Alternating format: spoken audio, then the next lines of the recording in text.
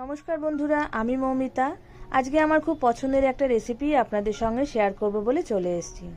মাঝে মাঝে মিষ্টি খাবার খেতে কিন্তু খুব ইচ্ছে করে, তাই আজকে বানাবো সিমইয়ের ক্ষীর।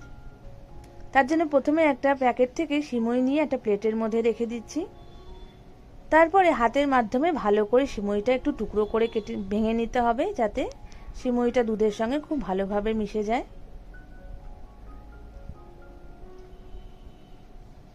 এই ক্ষীর বানাতে কিন্তু খুব বেশি সময় লাগে না, কিন্তু খেতে কিন্তু দারুণ টেস্টি হয়। আর নিয়েছি বেশ কয়েকটা কাজু আর আমন্ড আর কিশমিশ। এবার ছুরির মাধ্যমে বাদামগুলো ছোট ছোট টুকরো করে কেটে নিচ্ছি। কড়াইতে 2 চামচ মতো, বড় চামচে 2 চামচ ঘি দিয়ে নিলাম। ঘিটা গলে যাওয়ার পর প্রথমে আমি ড্রাই ফ্রুটসগুলো ভেজে নেব।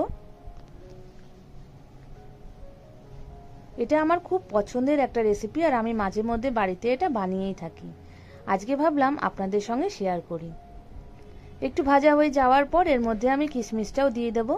ততক্ষণ ভাজবো যতক্ষণ না কিশমিশটা বেশ ভালো করে ফুলে উঠছে। ফুলে উঠলেই কিশমিশটা আমি তুলে নিচ্ছি। ড্রাই ফ্রুটসগুলো ভাজা হয়ে গেছে। এবার এই ঘিয়ের মধ্যেই আমি সিমইটা একটু লালচে করে ভেজে নেব। সিমইটা অলরেডি একটু বাদামি কালারের, ভাজলে একটু লালচে হয়ে যাবে। মিনিট খানিক ভেজে তুলে নেব। সিমইর পায়েস তো আমরা সবসময় খেয়েই থাকি, তবে এইভাবে ক্ষীর বানিয়ে দেখবেন, দারুণ কিন্তু খেতে লাগে। এবার ওই কড়াইয়ের মধ্যেই আমি 1 লিটার দুধ দিয়ে নিলাম। দুধটা আমি খুব বেশি ঘন করে ফোটাবো না, একটু ফুটিয়ে নিলেই হবে, কারণ সিমইটা পড়ার পর দুধ এমনি ঘন হয়ে যাবে। দুধটা একটু ভালো করে ফুটে গেলে আমি এর মধ্যে ভেজে রাখা সিমইটা দিয়ে দিচ্ছি। সিমইটা খুব ভালো করে দুধের সঙ্গে মিশে যাওয়ার পর এর মধ্যে আমি ড্রাই ফ্রুটসগুলোও দিয়ে দেবো, যাতে ড্রাই ফ্রুটসগুলো খুব ভালোভাবে নরম হয়ে যায়।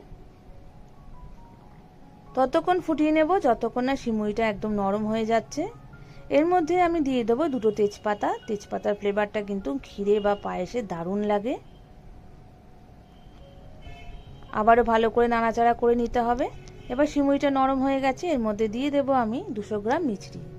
আমি কিন্তু এর মধ্যে কোনো রকম চিনি ইউজ করছি না, তাই ক্ষীরটা কিন্তু অনেক বেশি হেলদি হবে। মিছরিটা দিয়ে ভালো করে মিশিয়ে নিতে হবে। ততক্ষণ ফোটাবো যতক্ষণ না মিছরিটা একদম গলে যাচ্ছে। এরপর দিয়ে দেবো আমি 200 গ্রাম বাতাসা। আপনারা চাইলে কিন্তু গুড়ও দিতে পারেন, তবে গুড়টা একটু ভালো কোয়ালিটির হলেই কিন্তু ক্ষীরটা বেশি ভালো লাগবে খেতে। বাতাসা দিয়ে খুব ভালো করে নাড়াচাড়া করতে হবে যতক্ষণ না বাতাসাটা ভালোভাবে গলে যাচ্ছে। এর মধ্যেই দিয়ে দেবো আমি 3-4টে এলাচ গুঁড়ো করে রেখেছি, সেই এলাচের গুঁড়োটা। ব্যাস হয়ে এসছে। একটু ঘন হলেই কিন্তু রেডি হয়ে যাবে সিমইয়ের ক্ষীর। কালারটাও সুন্দর হয়েছে, আর টেক্সচারটাও কিন্তু একদম ক্রিমি হয়েছে। দেখুন ক্ষীর কিন্তু রেডি হয়ে গেছে। এবার আমি সার্ভিং বলে ঢেলে নিচ্ছি। অবশ্যই বাড়িতে এইভাবে বানাবেন, নিশ্চয়ই খেতে দারুণ লাগবে।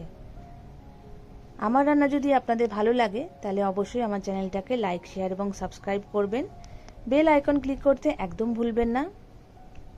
ওপর থেকে কাজু আর কিশমিশ ছড়িয়ে সুন্দরভাবে পরিবেশন করুন।